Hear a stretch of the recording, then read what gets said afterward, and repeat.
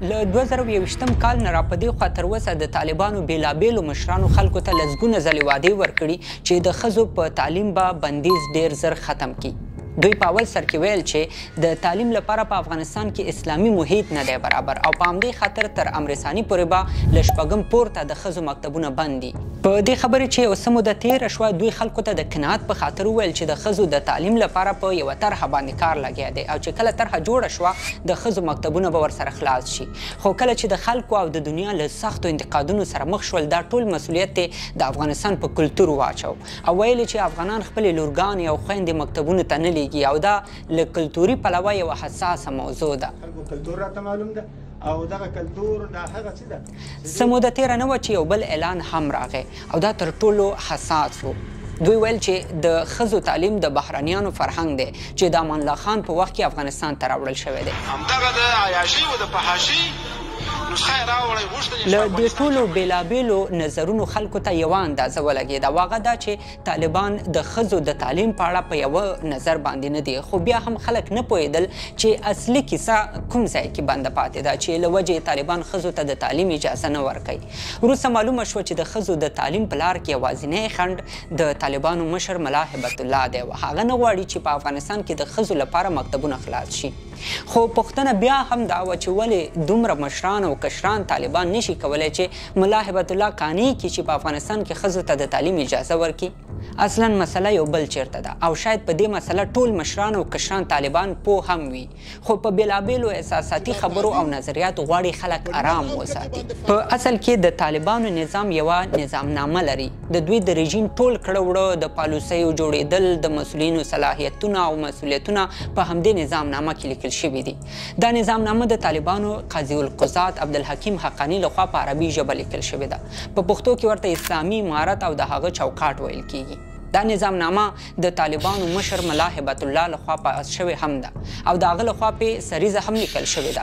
په دې کتاب کې د دوی په نظام کې د امیرالمؤمنین له صلاحیتونو او مسؤلیتونو نه نیولې د تعلیم پورې ټولې چارې روښانه شوي دي.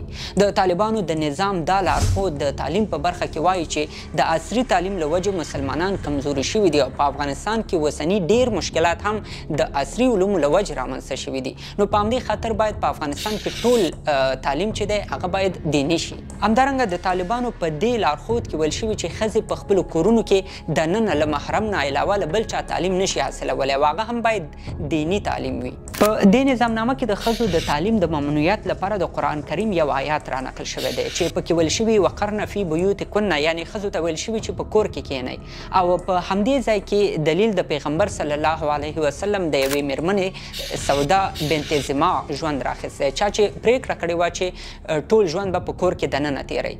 همدا هغه استدلال دی چې طالبانو یې له مخې په افغانستان کې په ښځو تعلیم بند کړی او نه پرېږدي چې ښځې له کوره بهر ووځي. که څه هم د طالبانو په دې نظامنامه کې د پیغمبر صلی الله علیه وسلم نورو بیبیانو او نورو ښځینه صحابهو ژوند ته هېڅ پام نه دی شوی چې هغوی څه ډول ژوند اختیار کړی و خو په کابل کې یو دیني عالم بشیر احمد حنفي د طالبانو همدا استدلال یو ډېر کمزوری او باطل استدلال یاد کړی دی. هغه تلونیو سره په یو بحث کې دا موضوع راپورته کړې ده. یو استدلال چې ډېر مهم استدلال دوی جنکي هغه د قرآن کریم د آیات الله تعالی په قرآن کریم کې فرمایي وقرن فی بیوتکن ولا تبرجن تبرج الجاهلیة الاولى. دا آیات په سیاق او سباق کې د امهات المؤمنین په اړه باندې راغلي دي د رسول الله صلی الله علیه وسلم بیرمنو ولي الله تعالی د دې څخه مخکې فرمایي یا نساء النبي لستن كاحد من النساء واذا رسول الله صلی الله علیه وسلم بیرمنو تاسو د نور میرمنو په شان ناست کم ځینې مخصوص احکام چې د رسول الله صلی الله علیه وسلم بیرمنو ته متوجه دي هغه عام شوز نه دي متوجه. زموږ فقها یا زموږ علما په دې باره کې دا استدلال کوي چې دا وقرن فی بیوتکن دا معنی چې تاسو په کور کې په حتی وظیمه نو دې استدلال کې چې علم د دې ملزي نو دا خو زه دې ته یو سړی زموږ په اصول فقه کې دې ته باطل استدلال وایي. دا استدلال اصلا باطل دی. یوازې دا دیني عالم نه دی چې د دوی دا استدلال باطل ګڼي. په اوسنۍ اسلامي دنیا کې مشهور دیني عالم ډاکټر ذاکر نایک په خپله د لنډه ویډیو کې له 1500 ډېر داسې مستند مثالونه او موثق احادیث راخیستي چې له مخې د ښځو تعلیم په اوسنۍ عصري دنیا کې تر هر څه ضرور ګڼل کیږي. The Prophet specially told the parents to educate the children, especially the daughters. دلته هغه وایي چې پیغمبر صلی الله علیه وسلم ټول والدینو ته لارښوونه کړې چې خپل بچیانو ته د تعلیم زمینه برابره کړي په خاص ډول خپلو لورګانو ته. نو دا یوازې اشخاص نه دي چې د طالبانو دا ادعاوې ردوي چې په ښځو باندې تعلیم جواز نه لري، بلکې په دنیا کې مهم اسلامي سازمانونه هم د طالبانو دا استدلال حتی له شریعت سره په ټکر کې ګڼي. څه موده مخکې د اسلامي هیوادونو د همکاریو سازمان ویلي و چې د طالبانو لخوا په نجونو د تعلیم بندیز له اسلامي اصولو سره هیڅ تړاو نه لري. د سرپخوا کې د الازهر پوهنتون چې په ټوله دنیا کې د اسلام تر ټولو پخوانی مدرسه ګڼل کیږي، د طالبانو لخوا په ښځو باندې د تعلیم بندیز د شریعت خلاف عمل ګڼلی و. په اوس وخت کې په ټوله دنیا کې افغانستان یوازینی هیواد دی چې د ښځو تعلیم پکې بند دی. مثلا همدا اوس په دنیا کې 56 اسلامي هیوادونه موجود دي، په دې کې شاوخوا 1.5 میلیارډ مسلمانان اوسیږي. تر ټولو زیات مسلمانان په اندونیزیا کې دي چې شمار شاوخوا 211 میلیونو ته رسیږي. د 2014 کال په یو سروې کې معلومه شوې وه چې په اندونیزیا کې 99% هغه نجونې چې عمرونه یې له 15 نه تر 40 کلونو پورې رسیږي تعلیم یافته دي. همدارنګه سعودي عربستان کې بیا 91% هغه نجونې تعلیم یافته دي چې عمرونه یې له 15 کلونو زیات دی. او پوهېږئ 14 پوهنتونونه پکې یوازې ښځو ته بیل شوي دي.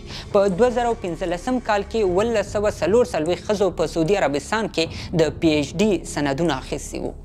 نو دا ټول مثالونه او دلایل دا ښکاره کوي چې د طالبانو نظامنامه کې د ښځو د تعلیم په اړه شوی استدلال باطل دی.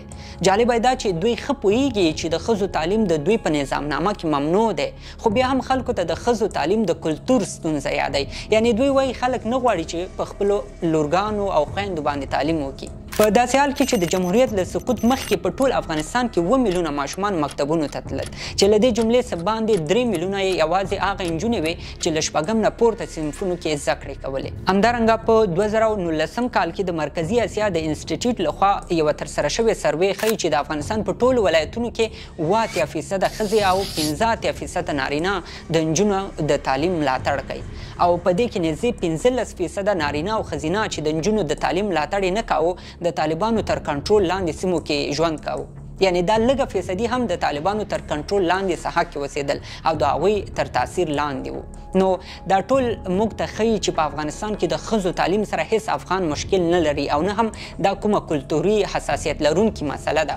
مسله یوازې د طالبانو په هغه نظامنامه کې ده چې د ځینو دیني عالمانو په وینا د سخت دریځې ایډیالوژۍ په حلقه کې راګیرو ځینو طالبانو د خپل طبیعت په اساس لیکلې ده. او د همدې فکر له مخې د طالبانو په اوله دوره کې هم د ښځو په تعلیم بندیز لګېدلی و. د دوی بېلابېلو مشرانو به هغه وخت هم مطبوعاتو ته ویل چې ډېر ژر به د ښځو مکتبونه خلاص کړي، کټ مټ همداسې لکه دا اوس چې خلکو سره وعدې کوي، خو تر اخره یې د ښځینهو تعلیم ته اجازه ورنه کړه. دا ځل یې دا د 3 کاله وشول، خو تر اوسه یې نه د تعلیم لپاره طرحه جوړه شوه او نه هغه وعدې پوره شوې چې د ښځو د مکتبونو د خلاصون لپاره یې کړې وې.